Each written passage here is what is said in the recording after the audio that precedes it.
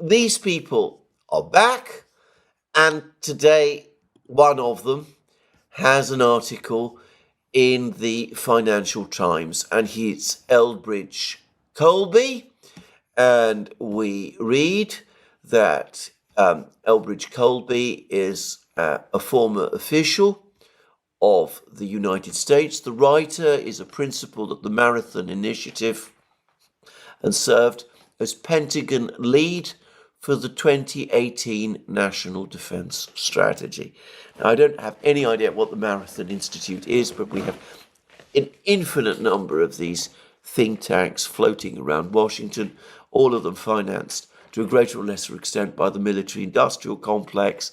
The key thing is that he's clearly a well-connected official, and we learn that he was Pentagon lead for the 2018 National Defense Strategy. So he's clearly a former Pentagon official and a senior one. And he writes for a European audience in the Financial Times as follows. It is increasingly common to hear from Americans that we must focus more on China and Asia and less on Europe. Unsurprisingly, this perspective is not always welcomed. Commentators often charge that such counsel is rooted in isolationism, weakness, or the personal agendas of given leaders. Personal agendas of given leaders might be, by the way, a reference to Donald Trump. I don't know. And then he goes on to say, it is not. It is rooted in deep structural realities. The fact is that the United States will have to prioritize China and Asia over Europe in the coming years, regardless of who is in charge. The primacy of Asia and the rise of a superpower, China, compel it. And he goes on to say that many opponents of a refocus to Asia like to wrap themselves in the legacy of the Cold War. But while the logic of Cold War strategy, namely to prevent any potential hostile power from dominating the most important industrialized region of the world, used to lead America to Europe, today it indicates America must concentrate on Asia. And then he talks about the enormous growth of Chinese power. He says that China's manufacturing base is now bigger than the US, that its military is growing at what he says is a breathtaking pace. He says that there are uncertainties about Chinese policy, but that China is working to sanction-proof its economy and is conditioning its population to be ready for stormy weather ahead. He says that the United States ought to try to deter China from going to war with the for example,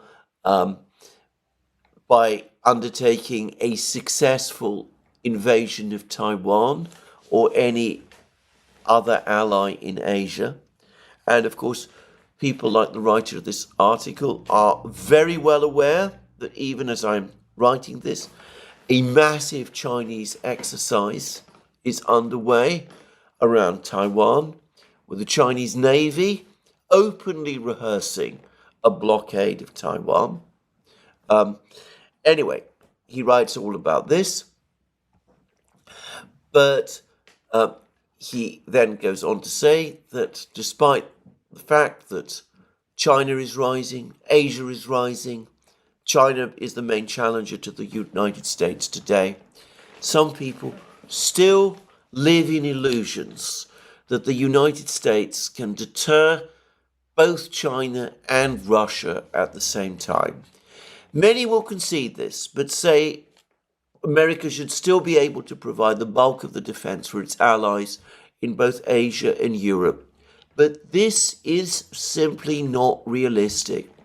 It is a fact that the United States does not have a military large enough or appropriately designed to fight two major wars, especially should fighting break out simultaneously with China and Russia.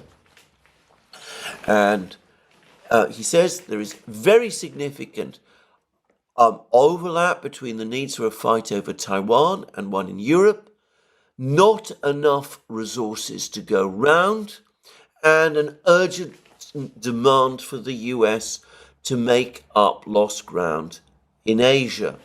These deficits cannot be remedied quickly or easily. So what is the right strategic response? Despite stirring rhetoric from leaders in Congress and the press, a foreign policy of US primacy is simply not possible. We do not have the military for it. And even if the budget were available, we could not field one in sufficient time. Meanwhile, there is growing concern about the size of US deficits, and many are warning about increasing our already high debt load. So he says that pulling back to our own shores and allowing the chips to fall is not an option. That would lead to Chinese-dominated Asia, with grave consequences for the American economy. The answer lies between these two extremes in strategic prioritization and grappling with the reality of scarcity and the need for hard choices, focusing resources and willpower where the United States' most important interests are endangered in Asia. And then, of course, he does cast a comfort blanket over the Europeans. He says that doesn't mean abandoning Europe. What it means is that the Europeans must take over responsibility for their own defense. And in other words, a major pullback and drawdown of US forces from Europe, with the Europeans stepping in, increasing their defense budgets, taking the steps by themselves to defend themselves from an ascendant Russia. And he admits this will involve vulnerabilities. The US must withhold forces from Europe that may be needed in Asia, even in the event of Russia attacking first. This is because if the US ties down or loses key forces for a defense of Taiwan in a less significant European fight, it is asking for China to attack. Well, some years ago, when we first started the Duran, I wrote a number of pieces on our website pointing out to this very thing. I said that the United States is at risk soon of facing an overcommitments crisis. I did programs to that effect when we started the Duran channel, and when I started this channel also. I said that sooner or later, the United States is going to have to start making choices. It's going to have to decide what it does. It cannot be strong everywhere, all at once.